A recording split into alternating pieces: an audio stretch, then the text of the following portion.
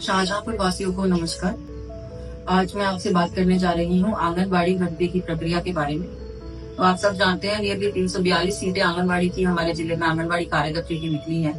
इन सभी सीटों की जो एप्लीकेशन है वो ऑनलाइन फॉर्म के द्वारा करी गई थी। उसके बाद जो है उसकी जो लिस्ट थी वो मेरिट की शासन से आई थी और उस लिस्ट के जो डॉक्यूमेंट्स है उसकी छठवीं जिला स्तरीय समिति करने लग रही है, जिसकी अध्यक्ष मैं हूँ।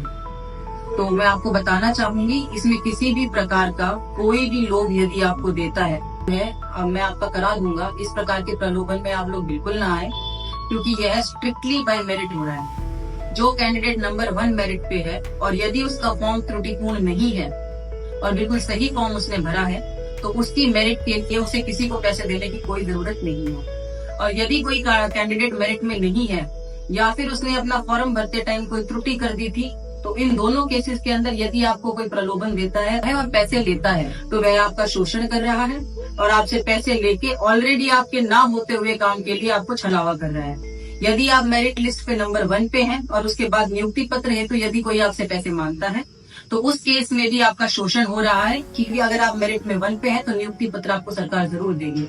तो इस प्रकार के घूमते हुए लोग जो आपसे इस तरह से पैसे मांग के अपना उल्लू सीधा करने की कोशिश कर रहे हैं, उनसे सतर्क रहें, उनसे सावधान रहें। और यदि इस तरह का कोई भी पैसे मांगने का प्रकरण आपके समक्ष आता है, आप सीधा मुझे और मेरे ऑफिस को सूचित करें, डायरेक्टली मुझसे बात करें। हम शाहजहांपुर में यह भर्ती बिल्कुल निष्पक्ष बनाने की कोशिश कर रहे हैं और इसको पूरी तरह से इंश्योर करेंगे कि यह बिना पैसे के लेन देन के निष्पक्ष भर्ती हो और बहुत शीघ्र ही हम सबको उनकी नियुक्ति पत्र देने वाले हैं। धन्यवाद। जय हिंद, जय भारत।